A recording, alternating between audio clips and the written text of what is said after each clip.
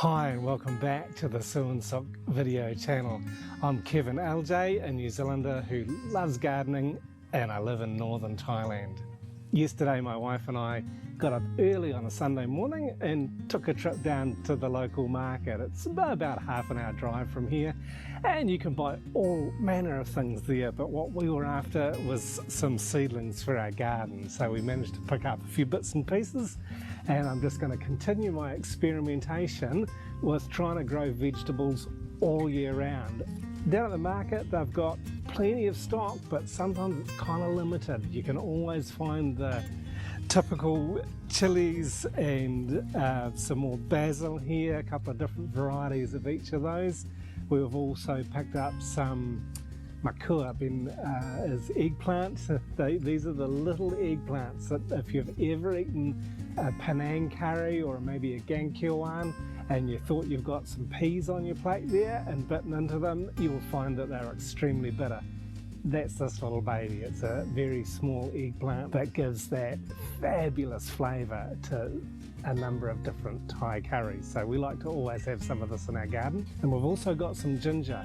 I have tried in the past growing ginger from just rooting the pieces of ginger in the ground, but they rotted out. I'm not sure what went wrong. So I saw some plants there yesterday and picked these up. And I've got some cauliflower and some cabbages as well. They were there. I'm not sure how well these will do because it seems a little bit early in the season. It's going to be still a bit warm for them, but I'll give it a try because I'm just determined to want to try growing whatever I can all throughout the year, no matter what the season is. We've always got enough light, there's plenty of sun. Sometimes it's a bit hot, we can provide some shade. In some seasons it's a bit dry, but we can always provide water, and it never gets too cold here. So I'm just very keen to try growing vegetables for our own kitchen all year. At the market they sell these little plugs for 10 for 15 baht, that's about 50 cents, and they just drop them out of the trays and pop them in a bag, and so we'll be planting these over in the garden beds today.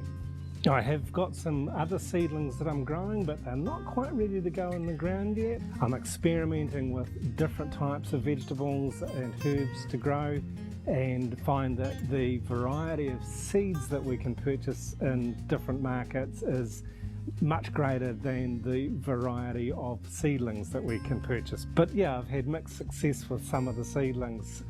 Our friendly pigeon has decided that it likes to peck at these, and so that's destroyed quite a few of them.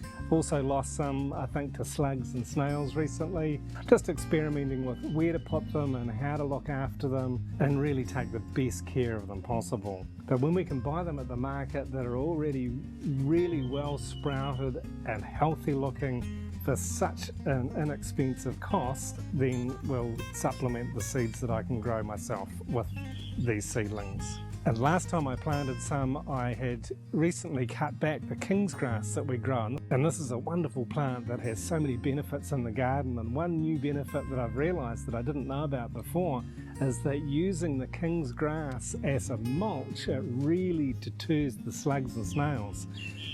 A while ago I had mulched around some seedlings with some king's grass that I'd had cut, and other seedlings I'd left with just the rice straw mulch, and the slugs and snails came to the seedlings with the rice straw mulch, but not with the king's grass mulch.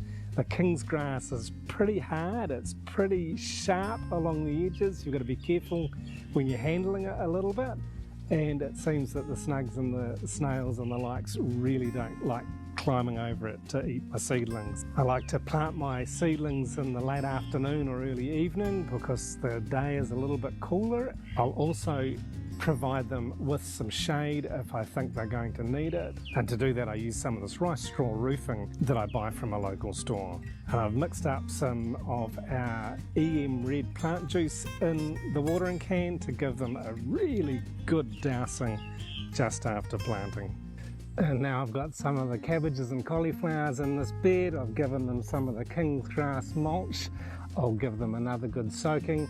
and then I will go ahead and intersperse the rest of the cabbages and cauliflowers in the garden and pop those other plants, the ginger, the chilies and the eggplants around the vegetable garden, and that should see us done for today.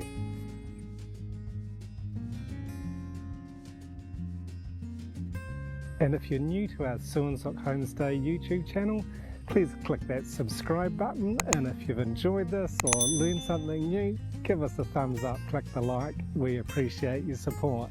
Thanks for watching.